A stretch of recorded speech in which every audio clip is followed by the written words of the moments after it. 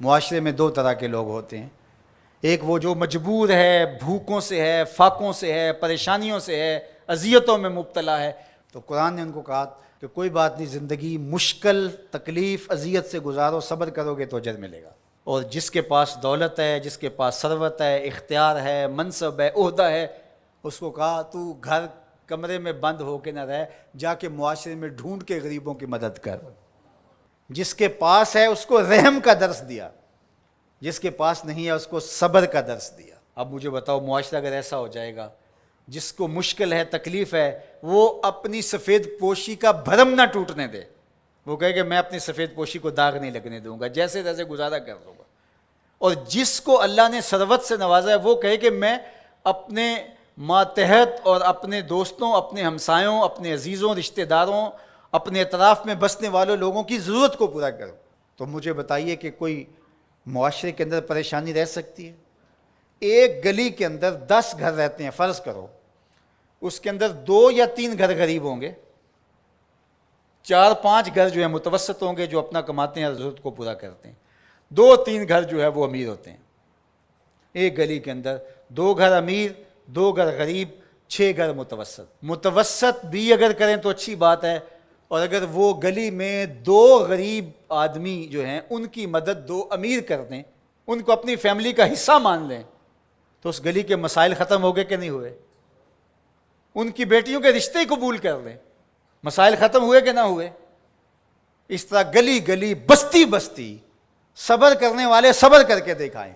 سیدنا علی المرتضیٰ رضی اللہ تعالیٰ عنہ سے روایت ہے، آقا کریم نے فرمایا جو اللہ کے دیے گئے تھوڑے رزق پہ راضی ہو گیا، اللہ قیامت کے دن اس کے تھوڑے عملوں پہ راضی ہو جائے گا۔ اس کے لیے کتنی موج ہے۔ دنیا میں تو تکلیفیں صحیح، دنیا میں تو اذیتیں صحیح، لیکن آخرت میں اس کا صلہ کتنا ہے؟ جو دنیا میں اللہ کے دیے تھوڑے رزق پہ راضی ہو گیا، جس سال میں بھی تھا اللہ میں واہ واہ خوش ہوں تیرے پہ، تو نے مجھے صحیح رکھا ہے، اتنا بھی بڑا کرم ہے کہ تو نے مجھے عطا کیا ہے، سانسیں تو چل رہی ہیں نا، مالک تیرا شکر ہے۔ جو اللہ کے دیے گئے تھوڑے رزق پہ راضی ہو گیا، اللہ قیامت کے دن اس کے تھوڑے عملوں پہ راضی ہو جائے گا۔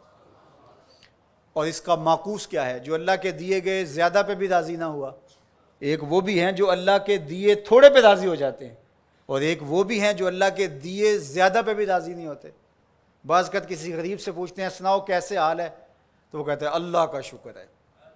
اور بعض اوقات کسی فیکٹری کے مالک سے پوچھتے ہیں کیا حال ہے، وہ کہتا ہے چل ہی رہا ہے، آپ کو پتہ ہے آج کل گزر ہو ہی رہی ہے، اس کی گزر ہو رہی ہے۔ جس کے کروڑوں روپے بینک میں پڑے ہوئے ہیں، وہ چہرے کے اوپر کئی طرح کی لکیریں لا کر کے کہتا ہے بس گزر ہو ہی رہی ہے۔ کتنے لوگوں سے بہتر ہیں آپ جو نان شبینہ کو بھی ترستے ہیں۔ تو اللہ کے دیے پہ راضی ہو جاؤ، اس کی تقسیم پہ راضی ہو جاؤ، زندگی سوکھی گزرے گی۔ نہ راضی ہو گئے تو پھر کیا کر لیں گے ہم؟ اگر اللہ پہ راضی نہیں ہوں گے تو پھر کیا کر لیں گے؟ پھر بھی تو ایسے ہی گزرے گی۔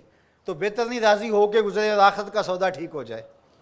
تو ان کو کہا جو پھنسے ہیں، جن کی گردنیں پھنسی ہوئی ہیں، تم ہر حال میں اللہ کا شکر ادا کرو۔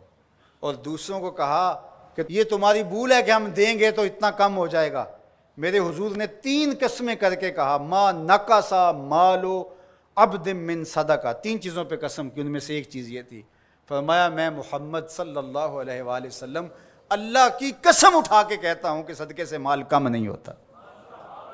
صدقے سے مال کم، صدقے سے مال کم ہوتا تو حضرت ابو بکر صدیق اس دنیا کے سب سے غریب شخص ہوتے، جنہوں نے سارا مال دے دیا۔ حضرت عثمان غنی سب سے غریب ہوتے، حضرت عبد الرحمن ابن عوف سب سے غریب ہوتے، جنہوں نے 30,000 غلام آزاد کیے زندگی میں۔ تو مال خرچ کرنے سے کم نہیں ہوتا۔ اور یہ بات حضور ویسے بھی فرما دیتے تو کافی تھا، لیکن میرے حضور نے قسم کر کے کہا کہ میں رب کی قسم کر کے کہتا ہوں کہ صدقے سے مال